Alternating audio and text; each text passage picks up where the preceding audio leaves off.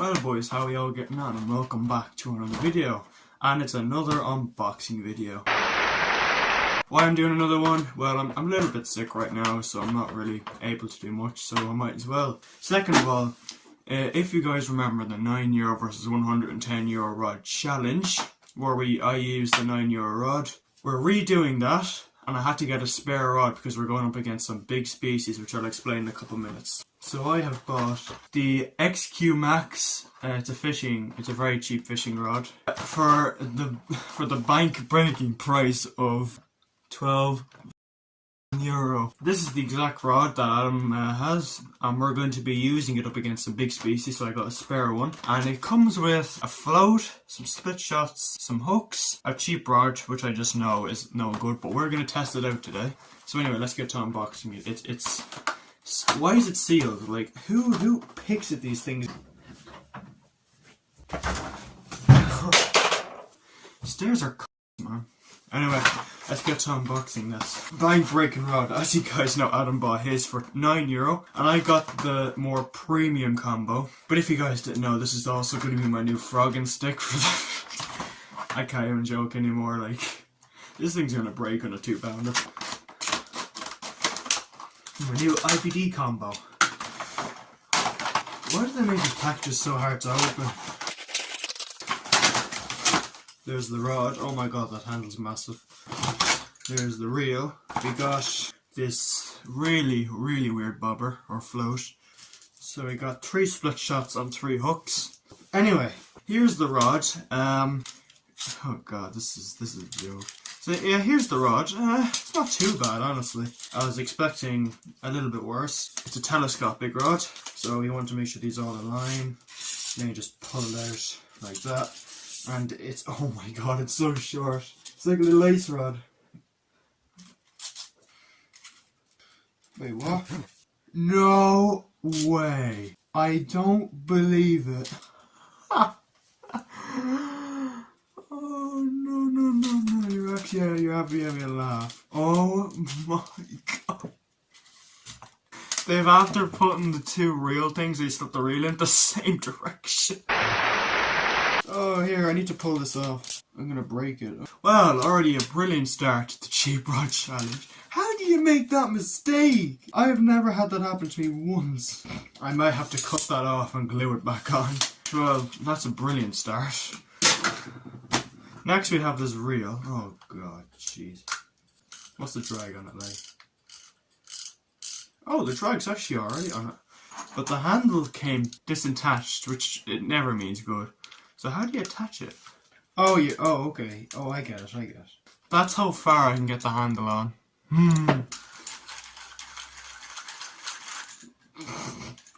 That just sounds pathetic. Look at the size of that bleeding handle. And there's my hand. Like, yeah, that's not comfortable. It was never comfortable when I used it during the challenge. Now, I'm going to equip it to the rod. This is going to be a disaster. You had one job. I have no choice. I have to cut that off and glue it back on. Sick! I mean, seriously, like, how do you manage that? Did you not test out your product? This is a fail unboxing, man. What the f— Right, boys, so what I'm going to do is I'm going to use this gel. I'm just going to stick the reel on because I can't be arsed to take this off and glue it back on. Like, I'm just shocked. How do you make that mistake? Anyway, this stuff's like €12 as well, so that just says something. Anyway, let's get this shit on. Oh god, oh Jesus. Oh, I love the smell. Oh. Right, so we're going to let that dry. That'll take a couple of minutes. So I've stuck it on now. As you can see. See, it's all glued in now. And this side as well. That's all glued. So I basically have to glue the reel on. That just shows how this is. So these are the hooks and the weights. And we're gonna tie a rig on. That's alright drag, I will say, for a plastic rod. But this line, let me just pull it very quick. Jeez, that feels like £10. Alright, so let me see this float very quick. So it's got like a little clip inside there on the back. So I have no clue what I'm gonna do. A few moments later. Right, so we have 3 split shots, We go down to our hook. We're going to use everything the rod came with. And we have our float. I'm going to just put it down so we can travel with it. Right. And our rod is ready to go. Oh, Jesus Christ. Alright boys, we are here at the spot. Here we go. Good thing about this rod, it just fits right in your bag. Gonna make sure these are up fully. Now we need to get a worm out. No, this hook is huge, so we'll have to see anyway. Alright, let's start with this fella. Okay, let's see how this thing casts. Oh, jeez, there's some fish out there. Alright, not too bad, kind of smooth to be honest. Alright, now we just watch the bobber, I guess.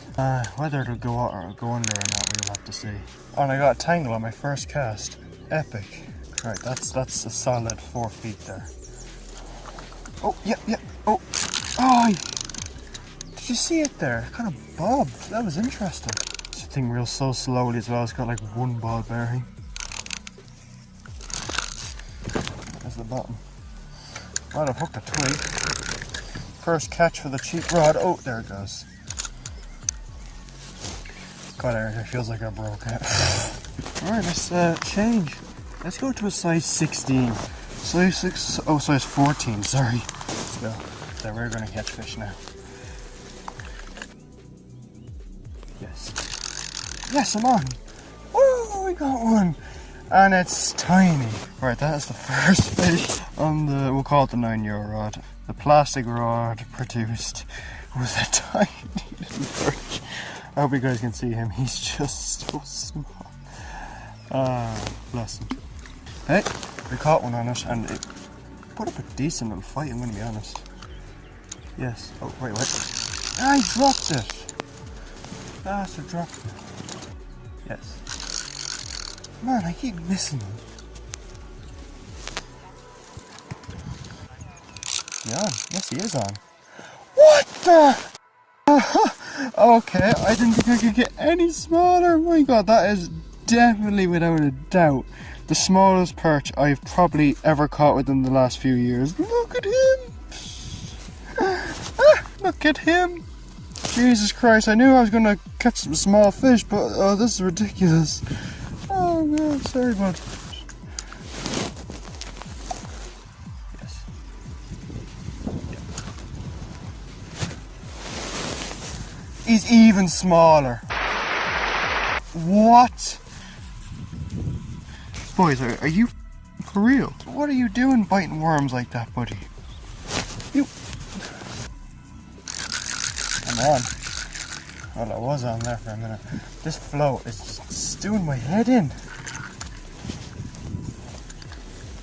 Yeah, oh, that was a nice hit there. He's on. I have him. Okay, that's a bit better. I mean, yeah, that's more the size I was expecting to catch. Not like those tiny fish, which, oh God. No, and he actually gave me a decent enough bite, so kind of not looking forward to the lures because I know I'm going to hook some very large fish in them. Oh, he has a... Ah! Come on. He's like nipping at the float. Look, he's going to bite it again. Yeah, look, he has it again. Give him time.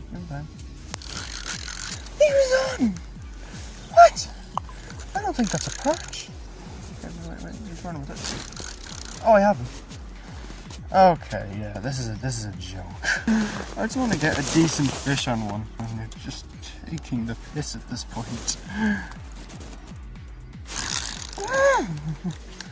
I can see them. They're the exact same size as the ones I was just catching. Oh, yeah, that's it. Oh, my finger got in the way of the bail. Yes. Oh, I see him. It was a roach. Oh, that wouldn't have been a bad fight. Come on. Yeah, he's on. Oh, okay. Yeah, I think that's a new record for the smallest. Oh my God. Okay. Let's upgrade in size. Come on. Yeah, he has it. He's on. Yeah, he's on. This is just one of them days, isn't it?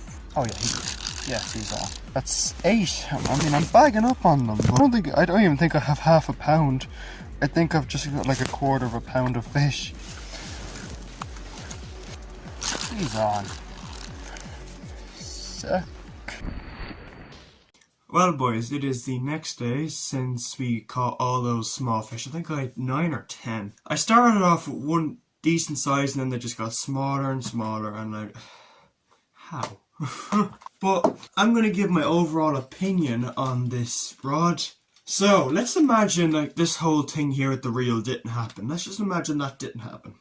No, I'm trying to keep this as like a kid's perspective of what kids would be doing with it. For float fishing, the rod was 6.5 out of 10, I'm going to say. I did get some little line issues here because this line is too thick that it comes with, and it was knotting a bit. Like, it wasn't tangling, but it would like overrun, which would prevent casting. And there was a load of things that could be improved. But we're going to talk about the rod. We're not going to deal with the floats or stuff just yet.